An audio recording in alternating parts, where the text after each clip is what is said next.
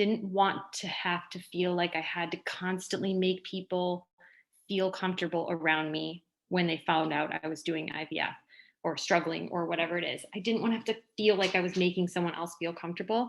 I wanted to be invited to the baby showers. I wanted to get on a train and go somewhere with you and your kid, like during the season. Again, I was on a team with a whole bunch of kids and I wanted to be included. I don't see my situation in your situation. So I don't feel that anger towards you for being able to get pregnant versus me not. And I wouldn't wish infertility on anybody. And so I never felt that way. And so most of my friends know that, and they're great about checking in and seeing how I'm doing and celebrating when it works out and saying like, hey, sorry that didn't work out when it doesn't. What gets us through this crazy hockey journey is our amazing community of women. Inspired by our online network, Breaking the Ice is a platform created to connect us even more, as we share our stories, our passions, our tips, tricks, do's and don'ts for all things hockey, and so much more. For hockey expats, by hockey expats. So lace them up and tune in for a new episode every Wednesday.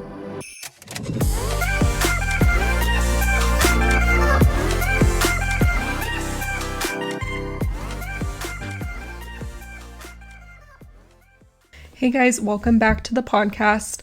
This week I have Sandy joining me, and Sandy is sharing her journey with IVF. She will also be taking over the Instagram page, going live on Thursday, April 22nd. And she is going to be sharing about what a full round of IVF is from start to finish, the medication she took, injections, all of that stuff. And she's also going to leave room to answer any questions that you might have for her. This conversation was really inspiring, and throughout this whole process, she has stayed so strong, has such an amazing mindset. And I think that my biggest takeaway was how I can support a friend, a family, a peer that might be going through something similar. I think oftentimes we find ourselves not really knowing what to say, and maybe not saying anything at all, or maybe saying the wrong thing and being afraid to do that. So kind of withdrawing. So I really wanted to kind of normalize this topic and really have this conversation so that we can educate ourselves on the best way to support the people around us that are going through this. She was super open and vulnerable, and I felt like I could ask her anything. I'm super excited for this episode. I'm super excited for her Instagram live on Thursday, and it's going to be at 10 a.m. Eastern, which is about 5 p.m. Europe time, I believe. So make sure to stay tuned and share this episode to your story. Maybe tag someone in the comments that you think might want to hear it. Maybe they're starting their IVF journey and need some support. And also, she has been really open about if you have questions, you can message her on her Instagram page. So enjoy this episode.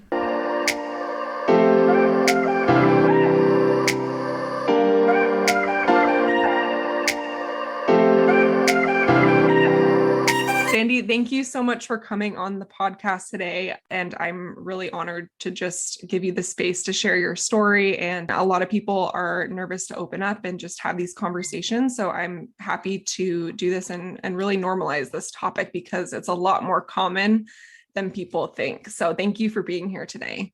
Of course. And it really is a lot more common than people think. So the more people that are talking about it, the more information's out there, the more calming it is for people that are actually going through it. Yeah, definitely. So I know we have a lot to unpack here, and I am just going to kind of hand the floor over to you. So I just want to hear a little bit about your journey. You can incorporate your hockey life as well, because I know it's kind of intertwined, just being overseas, being back home. So, and then we'll kind of unpack it afterwards. So okay, give it a go. My husband, Paul, and we met freshman year at Western Michigan University. We weren't really a couple till sophomore year. We were married 6 years later in the summer of 2010. We were 25. We were fresh off of 2 years up with the Tampa Bay Lightning. We were high on life, just nowhere near ready for kids. We were both healthy. Neither of us had moms that had trouble conceiving, us or our siblings. So I was not expecting any problems. Actually, at that point, I don't even think I knew anyone that had fertility issues, but maybe that's just because it wasn't talked about very much at the time. 2 years later, we just ahead of the 2012 lockout, we decided to go overseas to the KHL. I was 27 and I thought, okay, this is a good time to start. I stopped taking my birth control actually the minute Paul left for training camp that summer. I'd heard stories of it taking time for girls to get their birth control out of their system, and I figured that was probably going to be my biggest hurdle. I was obsessed with trying to plan my pregnancy. I kept saying, oh, I want a playoff baby. I want a summer baby. So I was like, okay, we're going to try August, September, maybe October if necessary. I wasn't going to be there in August that year. So I thought I was going to show up in September, get pregnant, easy peasy, no big deal. When that didn't work out in September or October, we kind of went back to the trusty pull-out method because I was not ready. Yeah, I wasn't ready to be giving birth overseas or doing it without him back at home. I was kind of convinced that it was the stress of moving or my birth control not being out of my system, and that's why I wasn't working. I was very naive at the time. The following season, we tried again in August and September. I was getting frustrated. I talked it out with a couple of the girls on the team, and they suggested I try ovulation tests. I don't think I realized what a slim window actually exists for someone to get pregnant. I skipped that day in health class. I have no idea. I didn't realize that.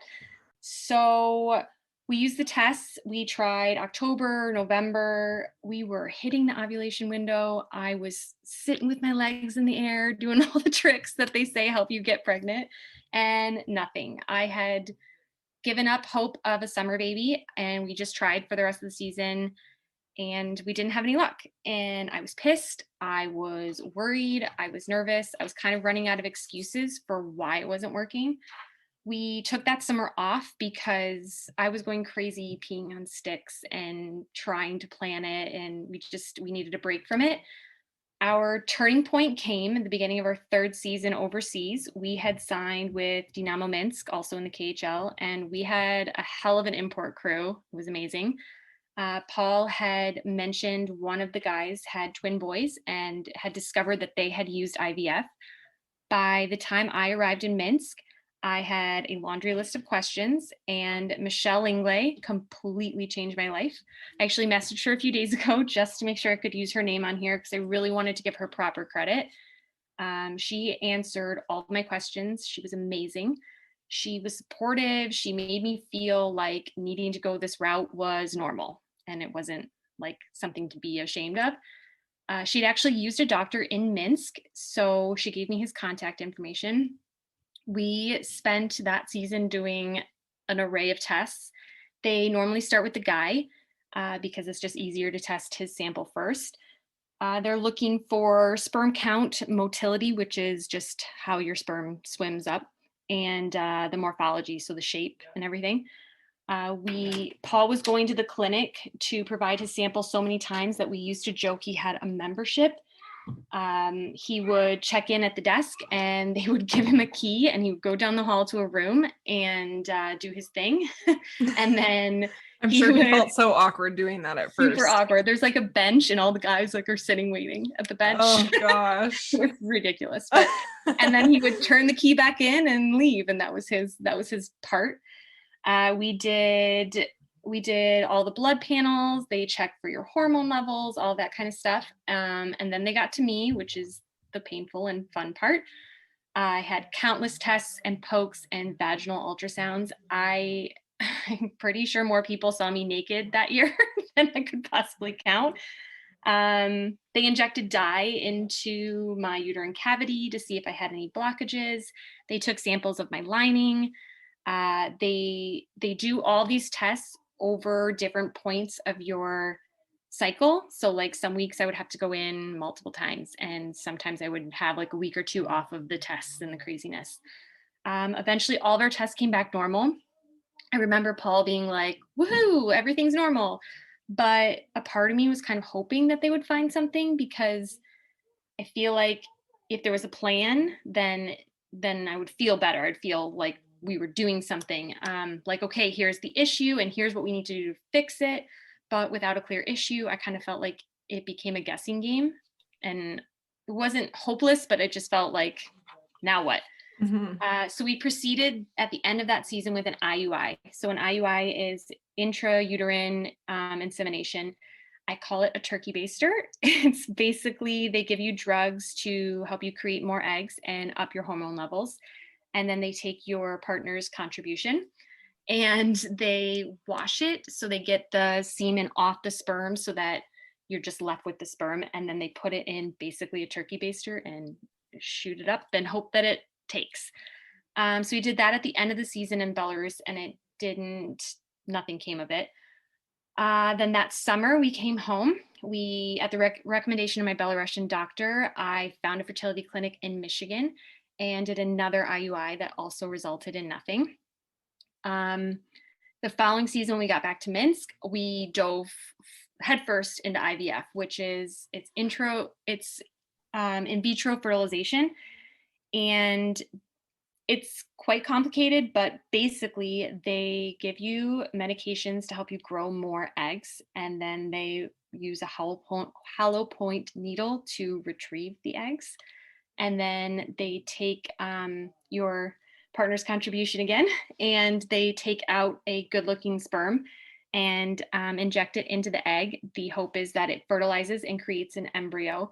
And then they incubate the embryo for either 3 or 5 days, depending on the route you're taking.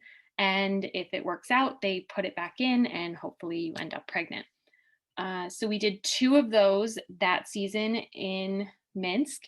The first one was an early miscarriage, and the second one just didn't work out at all, didn't take. That was the end of our season and contract in Minsk. So when we got home, I got really serious with Dr. Brinton at the Michigan Center for Fertility.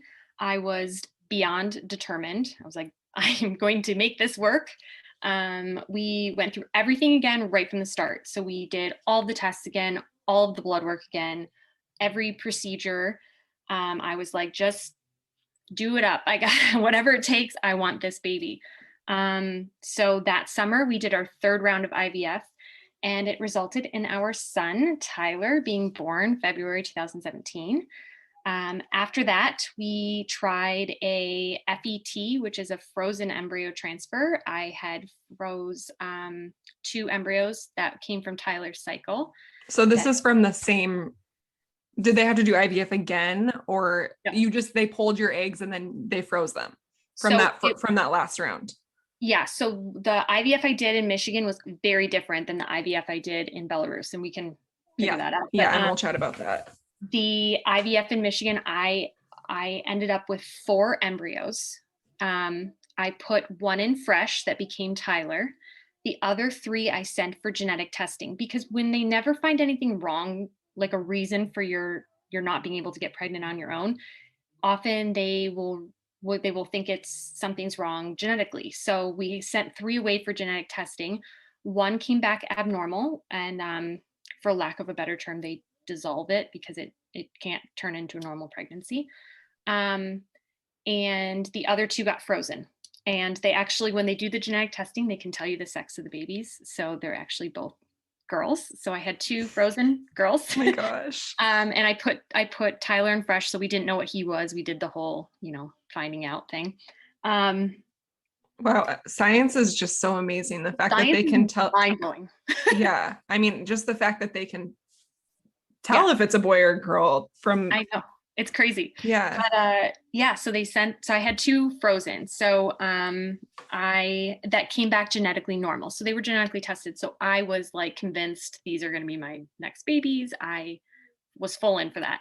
So summer 2019, we decided to move forward with one of the frozen embryos. And it's not as in-depth as a normal IVF round. You're not trying to create more eggs for them to retrieve, but you still have to take a whole bunch of injections and medications to make your uterus, everything perfect, the perfect environment for this embryo.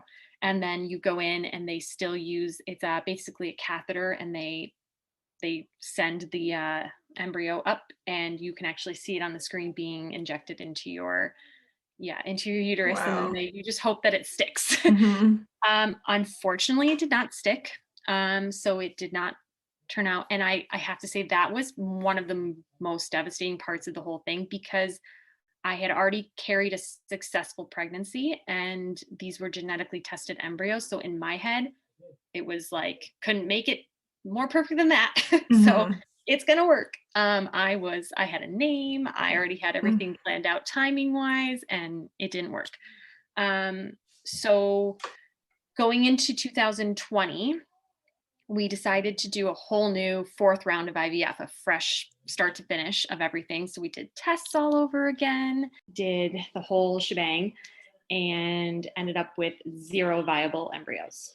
So nothing came from it. And we can talk more about the differences between that later, but we now have 1 embryo left frozen from Tyler's cycle. It is a lower quality embryo, but it's still genetically tested normal. And before we put it in, because I don't plan on doing another round of IVF if this one doesn't work out, my doctor wants to do every test all over again and even add in a couple of things that may help this one have a better chance. So that's the plan whenever COVID lets up, because the embryo is in Michigan and I am in Ontario. Mm-hmm. So Okay. but yeah, that's the journey that we were on. Yeah. Just listening to you share that, that's so like vulnerable for you to open up and speak about that, because I know that there's no way that can be easy. I mean, I can't even imagine how painful it is and how, discouraging time after time to go through that. And I respect you for holding on to hope and to staying optimistic. And going back to what you were saying, I think it was when you became pregnant and you had a miscarriage, what was that like, finding out that you got pregnant and then lost the baby emotionally?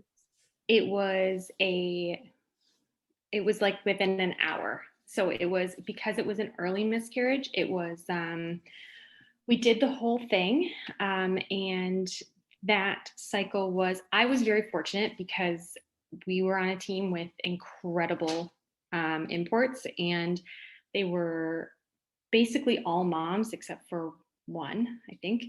And they were just very invested. They wanted to know how it was going. They checked in all the time. And so I was feeling super supportive. And I remember leading up to the day that they do so after you're done with the IVF, you have a waiting period where you have to wait to see if it takes, and then you can start taking pregnancy tests.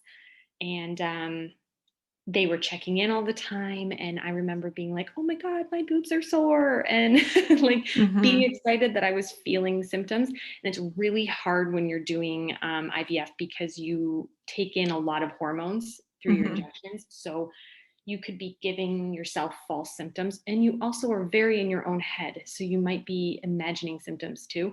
But I was like, no, they're sore, I swear. And, I was feeling it. And then I went in the morning and had my first, they test to see if your levels are, rising and everything. So I went in for that test, and I came home, and Paul was at practice. And I remember I was in the kitchen and I was making lunch, and all of a sudden it was just like a waterfall of blood. And it was like, okay, that can't be right, but don't freak out, because you were feeling symptoms of pregnancy, and who knows, maybe it's normal. And there are so many chat rooms and forums and things that are online that you can go and look up like IVF questions. And I remember typing in like, is a lot of blood okay? Which, common sense says It's no. new, you don't know. Yeah. So I did look up stuff, and then I remember sitting in the bathroom and like just panicking because it was just coming out and it wasn't stopping. And I got the phone call while I was sitting in the bathroom from my doctor congratulating me that the tests had come back positive, and I was on the toilet, and blood coming out, all the stuff. And I received the phone call from my doctor, and he's like, congratulations. And I was like, no, I'm not sure. I'm bleeding quite a bit. Should I come back in? And he said, it sounds like an early term pregnancy. which can happen. What we're going to do is just wait, and you'll come back in tomorrow. We'll see if your levels have risen or like, fallen off or stopped coming. For that much blood, though, that's surprising that they wouldn't. Well, what was he going to do about it? There's nothing to do. So he said, just relax and come back in tomorrow. So, oh yeah, I'll relax. Yeah. So it was a tough night. And I remember thinking like, maybe it's fine. Yeah. But I had never been able to pee on a pregnancy test and have it work out. I just desperately wanted to pee on a test and have it work out. So that was, I didn't get a chance to do that. And I feel like maybe because I didn't have a picture or any of those things, so it was maybe a little bit less disheartening than it would be for somebody who goes through a miscarriage that's further along. But it was like, I felt like we had jumped through all the hoops. And so that part sucked. But on the bright side, I was like, okay, well, this is the furthest I've ever gotten. So that's cool. So that's why we jumped right into it. So as soon as I went and confirmed that I'd lost the pregnancy, they were like, okay, we have to give you a month and then we can start again. And in overseas, that doctor would not allow you to grow too many eggs. He just wanted to get enough. He was more about quality over quantity. So he wanted you to get just enough to make it worth putting in. So like 3 or 4. I didn't have any frozen to try again. I had to start the whole thing over. So we had to do all the injections over, all the hormones, all the vitamins, all of the stuff over again. And overseas, they don't trust you to go home and do it on your own. So I actually had to go in every single day and get my injections, get my medication. So I would go in every day. They would take my blood. They would give me my injections into my torso and then give me my pills and my vitamins. And then I had to go back in, and only our doctor spoke English.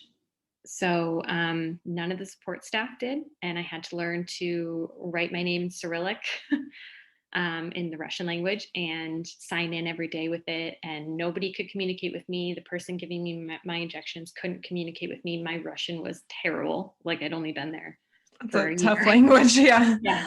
So it was a lot of me just being pushed and told where to go and sit, gesturing, lots of gesturing, and you're just trusting people to stab you with needles and hope that it works out.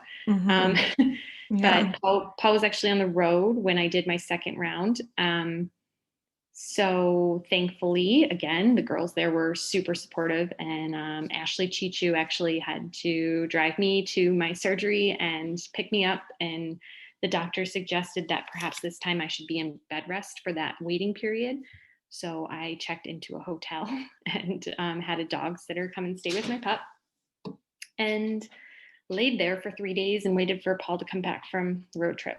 And yeah, it didn't work out. Nothing came of that one either. So that was pretty discouraging, but I was like, no, I'm going to beat this. This is going to work out.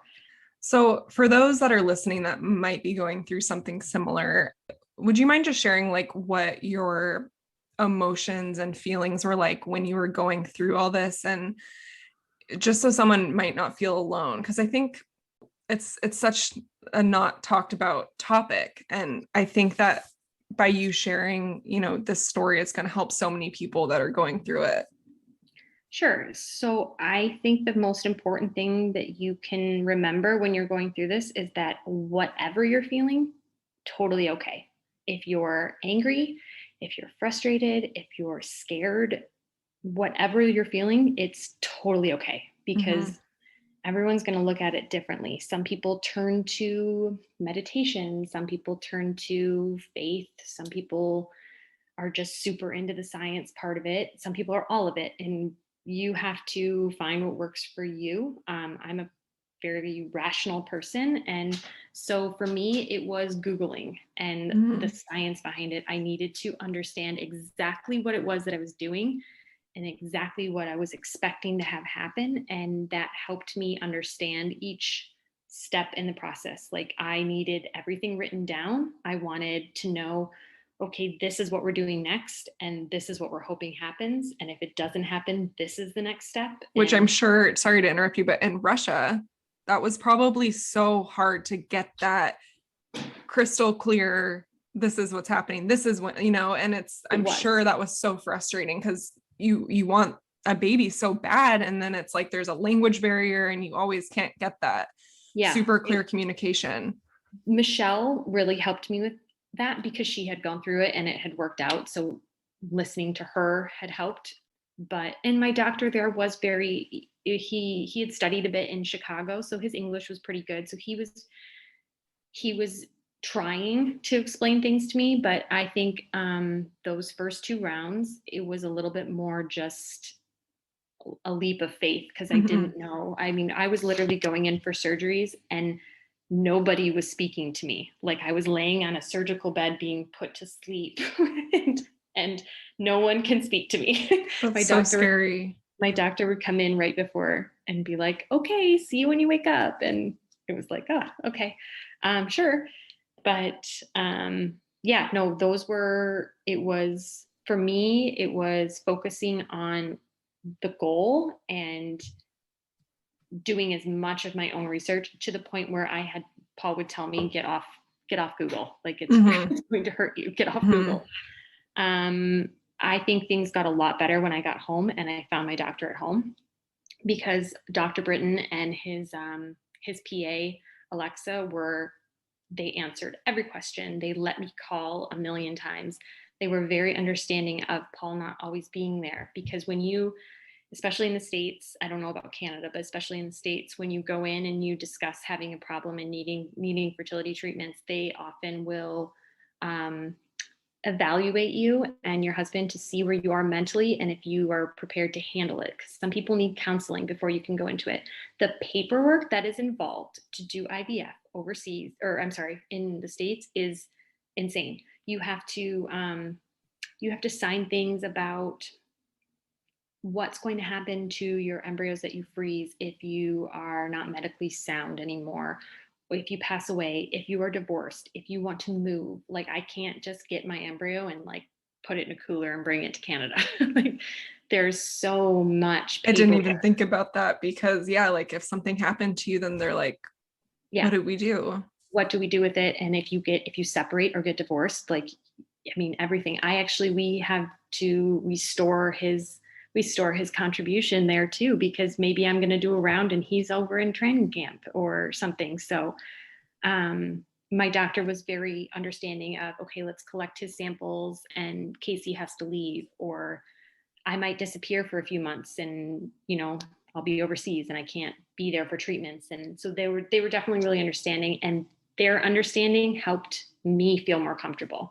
But there are times when I'm frustrated and I have to just stop and remember there are a lot of other things in my life that I'm thankful for. And if I can focus on those, then I can take the focus off of what I'm missing. And now, like having my son, we constantly want to give him, he has one of his little best friends down the street, Clara. She has a younger sister, a baby sister that was just born. And he says, well, Clara has a baby, I want a baby. And it just stabs you right in the heart when he's like, well, why can't I have a baby? And it's like, I'm trying. Really am.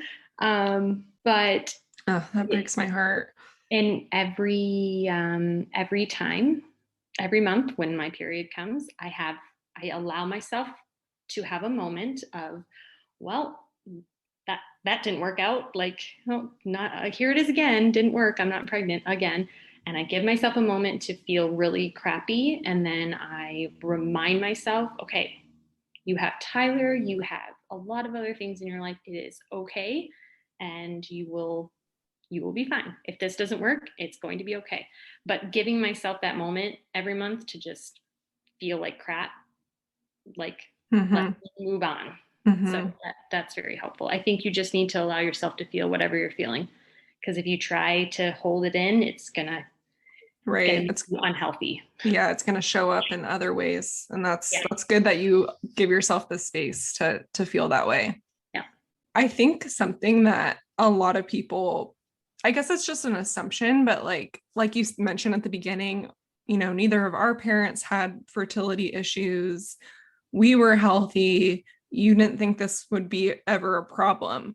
And I think that's a mindset that a lot of people have, and people just aren't really aware that it doesn't always necessarily depend on your family history. It's kind of at random. It can be anything. That's why they say you start with the guy, because I actually, someone else in this community who went through they were struggling to get pregnant, and they went and started with him and had him tested. And it can be something so simple. It can be your husband changing their diet. It can be your husband changing, Really? yes, the type of boxers they wear.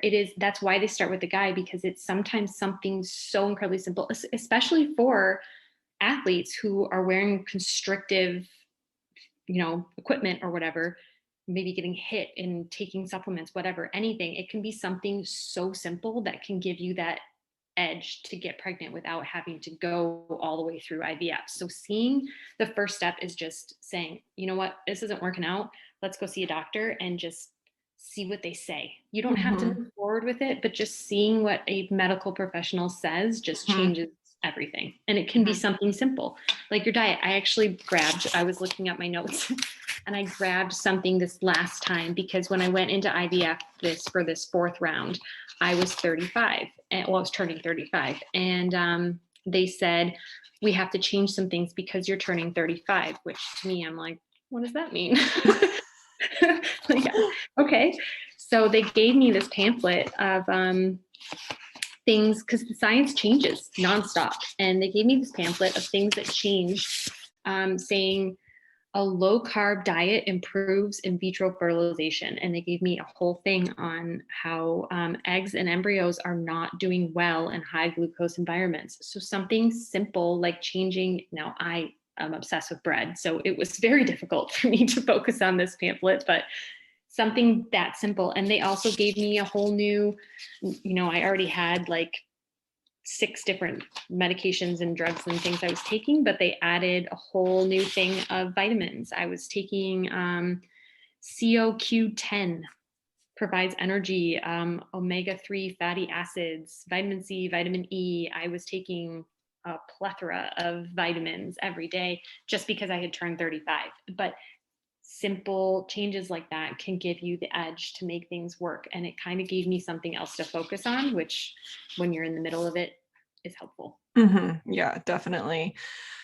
Actually, someone asked this question, but their husband I think when they did the genetic testing, there was an issue with fertility on his side. And, I know that isn't necessarily the issue that you've been going through, but do you have any advice for someone of how to support their husband during something like this? Because I'm sure, and I don't want to put words in your mouth, but I can imagine it is probably really hard for the female going through all of that physically, emotionally. Like you said, you have so many hormones going on, but also it's hard for the husband as well, and I think that's something that we can forget. They're also going through this really hard time when, they want a baby just as bad as the female. Yeah. And I think it's a male thing too of, I have the strongest sperm. Like it's a, caveman thing. But actually one of my best friends from home, she was having trouble. She had multiple miscarriages, late-term miscarriages. Things were not going well. And I encouraged her to go and see my doctor, and they went and they did genetic testing and found out that he had an issue. And they basically said that it's not impossible for them to get pregnant, and it's not impossible for them to end up with a healthy pregnancy, but the odds of it happening on their own is not very good. And so they might need science to help weed out what is called like the genetically, like testing the embryos. Right. Yeah. So they just need science to help with that. And there's nothing wrong with that. That's great. That science can even do that in the first place is awesome. So they actually started the process to go through IVF, and they got pregnant right before they were supposed to start. And it worked out, and they have a beautiful baby, and they hit that 1 in a million chance without needing the science, but they were on the path to go that route.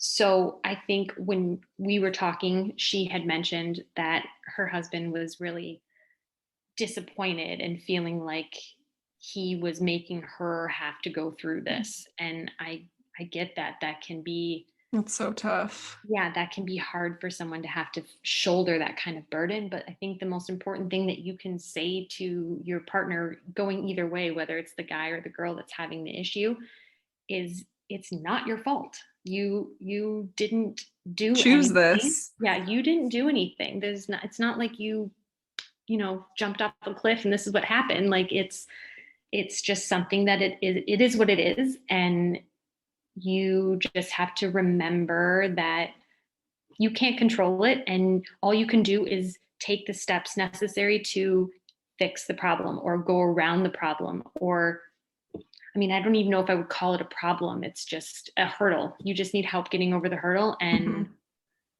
it is what it is. You have to just tell them that it's not their fault and you can't control it, and we're going to get over it together. What are some ways that your husband has supported you through this journey? We have been together for 16 years. And he knows that I sometimes need to just do things my way. So his best way of supporting me is just let me stay up till 3 a.m. reading Google. Let me go to the doctor's appointments 1,000 times, even if you don't need to be there every time. Sometimes I just need to go and ask a question, and he's okay with that. And he's very good at me going, hey, you gotta go jerk off in a cup again. can you go do that for me? Thanks. Yeah. I have a kind of funny story. Our last time this past spring in May, it was a little different because it was in the middle of COVID. And so normally he would go on the day of the implantation. So they had already retrieved my eggs, and now, or no, I'm sorry, we were going to get my eggs. So it was egg retrieval day. And normally we would go together. I would go and get prepped to have my eggs retrieved, and he would go and give his contribution. And then they would in a special room, and then they take it and put it all together. But because of COVID, the little room that the men go for their contribution, that's not open. And so they were like, okay, you have to be at the lab, and his sample has to be taken from his body within 30 minutes. And the lab is 30 minutes from my mom's house. And so we had dropped my son off at my mom's house. Oh gosh. And I was like, okay, we have to like time this. And he's like, well, I'm not going to like go in your mom's bathroom. I was like, okay, well, we have a 30-minute drive. So you can just, go in the back seat while I'm driving, and hopefully they give you this little cup. And I was like, like a little Dixie cup, isn't it? Yeah, it's like a little, like if you're doing like a urine sample, it's like a little plastic cup with a lid. And I was like, so I'll just let you know when we get on like the part of the road that's really straight, and you can go in the back seat. So we were like 10 minutes from the office, and we were on this road that's really straight. And I was like, okay, we're here. So he just went in the back seat, and what a trooper. Yeah. And I was like, he wants this as badly as I do. So he's okay with doing the weird stuff. And I would just remember being in the front seat thinking like, okay, what do you want to listen to? Like, what song fits this situation? He's like, just stop. Yeah. Just turn the mirror. Don't look at me. I'm like, okay. That is hilarious. Yeah, we made it work. And it's a funny story that had it worked out and we had become pregnant off of one of those embryos, that would have been a great one to tell at someone's wedding. So, but still a great one to tell. And that's amazing that, he's willing to do that and support you in that way. Cause yeah, I can't even imagine just time and time again. It would be so frustrating, and just having your hopes high and then just feeling let down over and over. Yeah. Again, you just have to, I remember when I when I got pregnant with Tyler, I peed on 10 sticks. I was so proud of my ability to make that stick turn with 2 lines or turn blue or whatever. You just have to hold on for those moments. When you did get pregnant with your son, was that a nerve-wracking time for you at the beginning, throughout your whole pregnancy? Were you nervous, or did you feel like once you got further along, you were able to relax a little bit?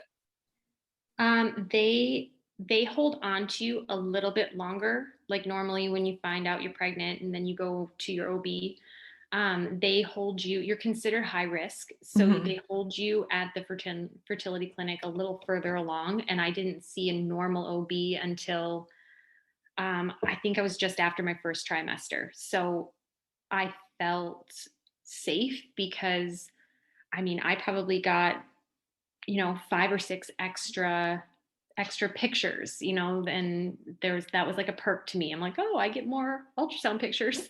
But yeah, I felt safe being with my fertility doctor for that part. And they treat you,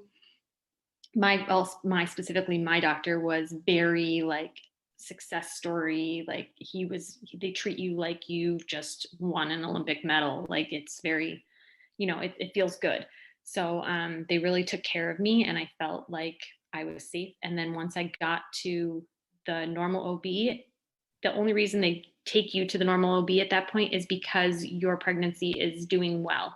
And so I felt good about that. And I had done a lot of research before I picked my OB, and they knew I was coming from a fertility case. And it was, yeah, I felt good. Actually had a really good pregnancy. I wasn't sick other than I had a couple emotional times overate some watermelon and then threw up some watermelon. But other than that, I had a really easy pregnancy and I was really lucky. I actually, that season, my husband was in Chelyabinsk, Russia, and I flew back and forth. So I did a few months there, and then I would come home for appointments and then I would fly back. So I actually did 6 or 8 overseas flights while I was pregnant. But the doctors were like, yeah, you're fine. Just get up, move, do all the things. So yeah, I felt good. The pregnancy felt great. I was just so excited to be pregnant. I'm sure. Yeah. And something I really wanted to ask you is, how can we as women support our friends going through similar situations? I mean, I think like, I don't know if you ever see little memes on Instagram or if you follow accounts kind of talking about this topic, and there's things like what to not say. And I've read those and going, oh my gosh, I've totally said these things before, because I think that people mean well and they want to say the right thing and they want to try to stay positive for their friend or their family going through something, but not necessarily always knowing what to say. And I don't really think, there is anything in particular you can say that will make the situation better, but what's your perspective on that, and how can we kind of change the conversation so we're supporting our friends as best as we can? That is like the most important thing. That's why I wanted to come on this podcast, because there are a couple of things that I think are really important people need to know or do. But I think it starts with knowing your friend or the person you're communicating with. You have to know what kind of mindset they're in. Me personally, I never felt like upset about other people becoming pregnant. And I didn't want to have to feel like I had to constantly make people feel comfortable around me when they found out I was doing IVF or struggling or whatever it is. I didn't want to have to feel like I was making someone else feel comfortable. I wanted to be invited to the baby showers. I wanted to get on a train and go somewhere with you and your kid, like during the season. Again, I was on a team with a whole bunch of kids and I wanted to be included. I don't see my situation in your situation. So I don't feel that anger towards you for being able to get pregnant versus me not. And I wouldn't wish infertility on anybody. And so I never felt that way. And so most of my friends know that, and they're great about checking in and seeing how I'm doing and celebrating when it works out and saying like, hey, sorry that didn't work out when it doesn't. But I didn't want to be babied or coddled. I just wanted to be included with everything. Just because I wasn't having a baby didn't mean I didn't want to celebrate you having a baby. However, there are a lot of girls who have trouble watching their friends get pregnant when they're struggling. And if you know that your friend is someone who struggles with that, then don't post in the group chat and say like, woohoo, like, look at this, look at that, whatever, without double checking that your friend is okay with it. And, maybe your friend says, guys, I have to step out of this group chat because I'm just going through a hard time right now. And if she says that, let her. Don't give her a hard time. Don't make her feel bad or make her feel like you have to change your conversation to accommodate her, because that puts pressure on her to make you feel comfortable. So you have to read your situation. But I think after you find out somebody who is struggling gets pregnant, was something I really, really wanted to say on this, was let them be normal. Let them have a normal pregnancy. It is a blanket statement to say anyone who struggled with fertility is thankful that they are pregnant. 100% they are thankful they are pregnant. But you know what? They still have heartburn. They're still tired. They still get morning sickness. And it's not fair for them to not feel like they can complain the way that other pregnant people complain. Like somebody might say, why are you complaining about morning sickness? Aren't you just thankful that you're pregnant because you struggled for so long? When people say that to you? Well, not to me. But you've heard it. I have heard it, and I've also experienced friends who have had fertility issues say to me, I'm just so thankful I can talk to you about this because I feel bad complaining to other people about it. Just let your friends complain. Please let them say that. I had the worst heartburn. Tyler was born with a full head of hair, and I had so much heartburn. But I still felt the need to tell people when they're like, how are you doing? I still felt the need to be like, just so thankful that I'm pregnant, but really I have a lot of heartburn. Mm-hmm. So let them be normal. Let them experience the normal ins and outs. And yes, I am very blessed that I was able to have Tyler and that he is healthy, but he still drives me crazy and does all the things that a normal 4-year-old does. Yeah, absolutely. There are still moments where I'm like, oh my God, could I really have another one? I can't imagine having two, but I really do want to. But I need to be able to be allowed to say the normal things that moms say without feeling guilty because I know I struggled. Mm-hmm. So I think that supporting someone who has gone through it and come out on the other end of it, just let them be normal and have fun with it and be happy that they're pregnant. But I could see maybe someone that's going through, some fertility struggles, seeing their friends get pregnant time and time again, and maybe feeling that way, but not feeling like they can talk about feeling that way, maybe feeling embarrassed or guilty, like I shouldn't feel sad or down because my friend got pregnant. I think that's normal to feel that way. Wouldn't you? Oh, 100%. You can feel, my best friend looks at her husband and gets pregnant. She is the most fertile person I've ever met. And yeah, we tried at first at the same time and it didn't work out for me and it worked out for her. And I was like, oh, that sucks. But you have to take your own situation and focus on what you can do to help yourself. And part of that is accepting your feelings. Part of that is if it's bothering you to be around somebody that's pregnant, then just be honest with them so that there's no weirdness. Just say, hey, I'm really happy that you're pregnant and that you're having this baby shower, but I'm in a really tough place right now. And I just don't think it's healthy for me to come because I can't handle it emotionally. And if that is a good friend, they're going to turn around and say, I completely understand. If there's anything that I can do to help you, let me know. And just be okay with that. Don't make it weird. Don't be like, oh, she didn't come to my baby shower. So if a friend opens up and does say something like that, how can we check in and support them throughout that process? Like, what are some things that we can say, or just, is it just, saying things like, I'm here for you if you would like to talk about this, because I think it's almost like people are scared to say the wrong thing, so they don't say anything at all. That goes back to reading who your friend is. For me, I liked when my friends were like, hey, today's egg retrieval day, like, good luck, you can do this. And I liked the funny memes and the Easter bunny bringing eggs and that kind of thing, that made me feel normal and included, and I liked that. If your friend is okay with that, another girl from this community who's an incredible mom, and I'm so happy that everything worked out for her. She ran into a whole bunch of health issues that made it difficult for her to get pregnant. And when she went down the road of IVF, she ended up with one embryo. And I remember I was checking in every part of her journey. I wanted to check in. I wanted to know how many eggs she got. I wanted to know how those eggs were growing. Tell me about your day 3, day 5, all that stuff. And it was nice for her to unload the information on somebody, but also she ended up with one. And I remember it only takes one. You only need one. It only takes one. And she has a healthy baby boy, and it worked out.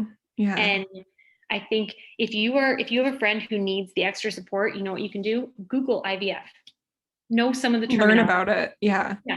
If you learn a little bit of the terminology, then it makes it easier for you to check in and say, how did your egg retrieval go today? Or, you know, how are your embryos growing? Are they incubating? Because having to explain yourself over and over again can also get exhausting. Some people like to talk about it, and some people just want you to know, want you to understand. Yeah. And that's, you know, I'm hoping that people can reach out to you if they have questions, or, you know, obviously you have gone through it and you can, and so they don't have to explain that. Cause I can imagine, just because it is so emotionally taxing to then having to explain it to every single person and people asking questions. And I'm sure it's like, it's not, they just want to be supportive, right? But at the same time, it's like so emotional that it's like, I just probably don't want to explain this to someone, is what I would think. So if it's somebody who actually wants to hear it, if somebody, like, I love when I have hockey girlfriends and you're sitting in the suite or wherever you are in the stands, and you're sitting there with your glass of wine and you're talking about stuff, and they are like, I don't really understand IVF. I love explaining it because science is incredible. And the fact that they could do what they did to create my son is insane. And I would love to explain it to somebody, and the difference between a day 5 transfer and a day 3 transfer and all that stuff. And so everyone's different probably, right, with that. Yeah. But I would love to explain it to someone who's actually interested. If you're just asking me because you're like, oh, you're what is that? Yeah. You're like, well, no, don't worry about it. Exactly. There are so many acronyms and things. It was overwhelming when I first started, and that's what the Google made me feel better. The Google made me feel smart. Knowledge is power, and I'm sure that helps. Yeah, just like learn about it so that you can know. And I felt prepared, and it made me feel more comfortable because I knew what I was looking for. Okay, and then someone asked, was it difficult to find doctors experienced in fertility when always moving? That's always my biggest fear. So I lucked into my doctor in Belarus with Michelle. That was, again, she fell into my lap, and I have never been so thankful to meet somebody in my life. That doctor was, again, it didn't work out, but that doctor was very great. When I got home, I did some research online to find the doctor, but I have to tell you, when you are finding a doctor, fertility is a journey. It is not a normal doctor. You need to find someone that you are comfortable with. Whether you are someone who just likes it straight with no fluff, or if you want to be, someone to hold your hand through things, you have to decide the kind of person you're looking for, because this isn't just a go to one visit. This is a very in-depth journey that you're going to take with this person. And it's not even just the doctor, it is their support staff. When I'm going through IVF at home, I see my doctor for sure, but I also have to go in once or twice a week I go in every 3 days sometimes for blood work, and you have to see that person every day. And then vaginal ultrasounds, you get on a first name basis with the person who's putting a camera up you. So you need to be comfortable with the support staff and the doctor. And I did my research online. I also, I interviewed 2 different doctors before I chose mine. He was more accepting of my situation with Paul being gone and hockey and all that. He'd actually worked on some families from the Red Wings, because I'm from the Detroit area. And that was, you need to find a doctor that's right for you. There are fertility doctors. This is a very common issue, and there are fertility doctors everywhere. You just have to look them up and find one that works for you. Yeah, and I think you probably saw. I think you commented on it. The post in the Facebook group. Someone posted. I think it was about IVF recently. She said she was going to start. She was worried about starting, I think is what that was. Yeah. So the Facebook group is a really safe, like, I know a lot of people aren't comfortable like posting about that because it is a really sensitive topic. But if you are comfortable with that, and there's so many people that are going through this, and I was so amazed at how many comments were on that of saying, I went through this too, and I went through this too. And if you're comfortable with that, it is a safe space. And I'm sure you can find people that maybe know someone in the area that you live in that went through it, or they live in the area and went through it. And even I just want to say, like, if someone is looking for that and they are not comfortable posting in the group, I'm more than happy to post in the group on your behalf anonymously and share the results with you, because I know it can be kind of intimidating and it's personal, but it is a really safe group if you're looking for advice, and from other just hockey girls that might be in a similar situation. Yeah, I actually loved how many people commented on that. That made Me me too. feel, I mean, some of them I knew. Some actually, one of my girlfriends was commented on it, and I didn't know that she had any issues before either, because we were on a team before either of us had kids. But yeah, it was great to see how many people responded with their own personal, hey, if this sounds like what you're going through, message me. Like, so yeah, and if someone's looking for one in the Michigan area, I love my doctor. My actual original doctor that gave me Tyler actually passed away from a brain aneurysm a little bit after, but his partner took over my following cases, and his PA that I love is still there. So I would highly recommend the Michigan Center for Fertility. Amazing. Well, thank you so much for coming on the podcast and being vulnerable, open, sharing your story with other people that want to learn about it and might be going through it. And I feel like I learned so much today from you as well, and just how I can support my friends moving forward. If people want to reach out to you, where can they find you? Mostly on Facebook, but I do have Instagram and I can answer messages on that for sure. It's Slim, SLIM, SZCZ, which is the first part of my extremely long last name. But yeah, definitely on Facebook. I am more than happy to answer specific like medication and procedure questions if you're starting IVF and you want to know about those specific parts.